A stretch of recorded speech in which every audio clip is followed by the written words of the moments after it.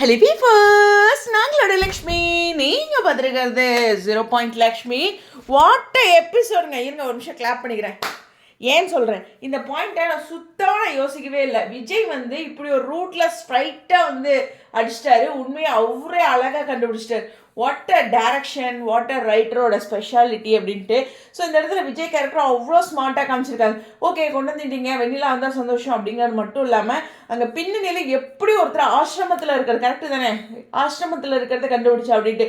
இப்போ அதனுடைய கோபத்தோட வெளிப்பாடு ஃபர்ஸ்ட் எபிசோடில் பார்த்த விஜயே தோற்று போயிட்டாரு அப்படிங்கிற ஒரு விஷயம் தான். ஏன்னா அவ்வளோ ஒரு கோபம். நான் என்ன சொன்னேன்னா, ஒரு மனுஷன்ட்டு எந்த அளவுக்கு நீங்கள் பாசத்தை பார்க்க முடியுதோ அந்த அளவுக்கு அவருடைய கோவத்தையும் அந்த அளவுக்கு அவருடைய வெறுப்புகளையுமே பார்க்க முடியும். ஸோ அப்படி ஒரு விஷயத்தை தான் விஜய் பண்ணியிருக்காரு.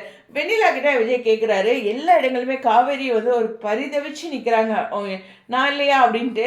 இந்த இடத்துல காவேரி கொஞ்சம் அமைதியாக தான் இருக்கணும் அப்படின்னு தான் சொல்கிறேன். ஏன்னா நம்ம லவ் பண்ண ஒருத்தங்களோட வாழ்க்கையை நம்மனால தலைகீழாயிருக்கு. உண்மையாக சொன்னால் லவ் பண்ணுறதுன்னு விட்டுருங்க, ஒருத்தரோட வாழ்க்கை நம்மனால தலைகீழாயிருக்கு. அவங்க குடும்பத்தெல்லாம் இழந்து மனசில் எல்லா விஷயங்களையும் மறந்து இப்படி நிற்கும்போது இதை விட ஒரு குற்ற உணர்வு ஒரு மனுஷனுக்கு இருக்குமா அப்படிங்கிற ஒரு விஷயம் தான். இதுக்கு காரணமே இல்லை அப்படின்னாலும் இவர் லவ் பண்ணது தான் ஒரு காரணம் அப்படிங்கிற ஒரு விஷயத்தை தான் இந்த இடத்துல விஜய் உணர்ந்திருப்பார். ஸோ அந்த ஒரு விஷயத்தில் நான் விஜயை மட்டும்தான் இன்றைக்கி நான் கண்டிப்பாக நானுமே கவனிப்பேன்.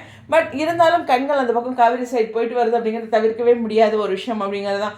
எஸ், இந்த இடத்துல என்னை நீ மறந்துட்டியா அப்படிங்கிற ஒரு முனைப்போடு தான் விஜய் வந்து வெண்ணிலா கிட்ட அப்ரோச் பண்ணும்போது அவங்க எங்கே மறந்தாங்க, இந்த நியூஸ் பேப்பர் ஆட்லாம் பார்த்துட்டு இருந்தாங்க அப்படிங்க இந்த ஒரு இடத்துல உனக்கு எப்படி அவங்க ஆசிரமத்துக்கு வந்தாங்க அப்படின்னு அந்த பாயிண்ட்ல இருந்து பிடிக்க ஆரம்பிக்கிறாரு. ஸோ இந்த இடத்துல ட்ரூத் ரிவீல். ஏன்னா அஜய்க்கு விழுந்து பாருங்க, அட்டி செம்மத்தியான அட்டிங்க, சரியான கோத்தில் இருக்காங்க. சீரியஸ்லி இதை ஃபர்ஸ்ட் ஒரு ப்ரமோவாக போட்டுட்டு இன்னைக்கு மறுபடியும் ஒரு ப்ரமோ ரிலீஸ் பண்ணியிருக்கலாம். ஏன்னா விஜய்க்கு இம்பார்ட்டன்ட் இருக்கும் இந்த ப்ரமோ காமிச்சிருக்கும் போது அப்படிங்கிறதான். ஸோ ரொம்ப டீட்டெயில்டாக எனக்கு ஃபீல் ஆச்சு. ஸோ இந்த இடத்துல வந்து அஜயை டார்கெட் பண்ணுறாரு. ராகினி வராங்க, ராகினியை நீங்கள் கொஞ்சம் நகர்ந்துக்கோ அப்படின்ட்டு அஜயை விட்ட மாட்டேங்கிறாரு.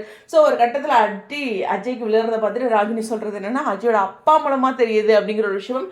அவங்க அப்பா தான் வந்துட்டு இந்த விஷயத்தெல்லாம் பண்ணியிருக்காரு, அதாவது இங்கே வெண்ணிலாவா நீங்கள் நைட்டோட கிளம்ப சொல்லியிருக்காரு அப்படிங்கிற ஒரு விஷயம் தெரியுது. இதன் மூலமாக விஜய்க்கு இன்னொரு விஷயமும் தெரிகிறது என்னென்னா, வெண்ணிலா பியூர் ஹார்ட் அப்படின்ட்டு. ஏன்னா அவங்க என்ன காரணத்துக்காக போனாங்க அப்படிங்கிற ஒரு விஷயத்துல தான் அவர் யோசிச்சுட்டே இருந்தார் இல்லையா. அந்த ஒரு விஷயத்துக்கும் விஜய்க்கு ஆன்சர் கிடைச்சிருச்சு. ஸோ இதனால் வெண்ணிலா அவங்க சைடு ஒன்றுமே தவறில்லை அப்படிங்கிற ஒரு விஷயம், தன்னுடைய குடும்பம் தன்னாலே ஏற்பட்ட விஷயம் அப்படின்னு இன்னும் இன்னும் இன்னும் இன்னும் கில்ட்டியாக ஒரு ஃபீல் பண்ணுற மாதிரியான ஒரு விஷயம் இருக்குது அப்படிங்கிறது தான். அது எப்படி லக்ஷ்மி இத்தனை நாளாக காவேரி விஜய்னு சொல்லிட்டு இன்றைக்கி பார்த்தா விக்காவுக்கு எதிராகவே பேசிகிட்டு இருக்கீங்க? இல்லைங்க, நான் ஃபஸ்ட்லேருந்தே சொல்கிறதுன்னா மனுஷனாக ஃபஸ்ட்டு நடந்துக்கணும், அதுக்கப்புறம் தான் நம்ம லைஃப்பில் மற்ற எல்லாமே அப்படின்னு தான் நான் ஃபஸ்ட்டு சொல்வேன். நானும் வாழ்க்கை அப்படி தான் கடைப்பிடிக்கிறேன். ஃபஸ்ட்டு நீ மனுஷனாக இரு, அப்புறம் நீ வாழ்க்கையில் என்ன வேணாலும் இருந்துக்குமா, அடுத்தவங்களுக்கு சொல்கிறேன். ஸோ அப்படி ஒரு விஷயத்த இன்றைக்கி விஜய் பண்ணிட்டுருக்காரு அப்படிங்கிறத எனக்கு தோணுச்சு. ஸோ இந்த இடத்துல சரியான அடி, சரியான கோவம் இதெல்லாம் கடந்து இந்த ட்ரீட்மெண்ட் அப்படிங்கிற ஒரு விஷயத்துக்கு அவர் ஃபோக்கஸ்ட் ஆகிறார். இதெல்லாம் ஒரு பக்கம் இருக்க, தாத்தா பாட்டியுமே அஜயை டார்கெட் பண்ணுறதா இருக்கட்டும், எல்லாருமே ஏண்டா பதிலாக சொல்லு என்னாச்சு ஏதாச்சு அப்படிங்கிற ஒரு விஷயத்துக்கு எல்லாருமே வராங்க. இப்போ விஜய் வந்து வெண்ணிலாவை கூட்டிகிட்டு போகிறாரு. இதுவே ஃபஸ்ட்டு ஹாஸ்பிட்டலுக்கு தான் போல, அவங்க வீட்டை விட்டு போக்குறாங்க, நான் உன்னை பார்த்துக்கிறேன் வெண்ணிலா அப்படிங்கிற ஒரு இது விஷயத்த சொல்கிறேன். ஆனால் விஜய் பண்ண மிகப்பெரிய தப்பு. ஆனால் ஒரு மனுஷனுக்கு அந்த சுச்சுவேஷனில் எல்லாத்தையுமே பார்க்கவும் முடியாது தான். இருந்தாலும் காவேரியை ஒரு முறை பார்த்துருக்கலாமே, நாங்கள் ஹாஸ்பிட்டல் போயிட்டு வரோம்னு சொல்லியிருக்கலாமே. அங்கே ஒருத்தர் எதுக்காக நிற்கிறாங்க, மனைவி. நான் என் வாழ்க்கையில் நிறைய இடங்களில் கேட்குறது என்னென்னா, என்னதான் இருந்தாலும் ஒரு கணவன் மனைவி அப்படிங்கும்போது அந்த இடத்துல வந்து அவர் பேசியிருக்கணும் வெண்ணிலா கிட்ட அப்படின்னு தான். இம்பார்ட்டன்ட் இருக்குங்க, ஈக்குவல் ரைட்ஸ் அப்படிங்கிற ஒரு விஷயம். நான் அவளை ட்ரீட்மெண்ட் கூட்டிகிட்டு போயிட்டு வரேன், போகட்டுமான்னு கூட கேட்க வேண்டாம், போயிட்டு வரனாச்சு அட்லீஸ்ட் சொல்லியிருக்கலாம். அட்லீஸ்ட் அவங்களுக்கு திரும்பி கூட பார்த்துக்கலாம், கண் பார்வை கூட வரல. இவ்வளோ நேரம் வந்து நானே காவேரியை பார்க்கல அப்படின்னாலும், ஏன்னா விஜயோட தவிப்பை தான் பார்த்துட்டு இருந்தேனாலும் இந்த இடம் வந்து ரொம்ப முக்கியமான விஷயம். ஓவரால் அதுக்கு அடுத்து கங்கா வந்து காவேரி அப்ரோச் பண்ணுறதா இருக்கட்டும், தாத்தா பாட்டியாக இருக்கட்டும், எல்லாமே ரொம்ப ரொம்ப இம்பார்ட்டன்ட் விஷயம். நான் சொன்ன ரொம்ப முக்கியமான ஒரு விஷயம் என்னென்னா, ஃபைல் கீழே கிடக்கும், ஐயோ ராகினி எடுத்துருவாங்களான்றத, பாட்டி கோடான நன்றி பாட்டி அது மறுபடியும் தாத்தா கிட்டே சேர்த்துட்டாங்க. அவரோட ரிலேட்டடான ஒரு இன்சூரன்ஸ் ஃபைல், ஹாஸ்பிட்டல் ஃபைல் அப்படின்னு ஏதாச்சும் மூவ் பண்ணுவாருன்னு நினச்சி அதே மாதிரியே கொண்டு வந்துட்டார்.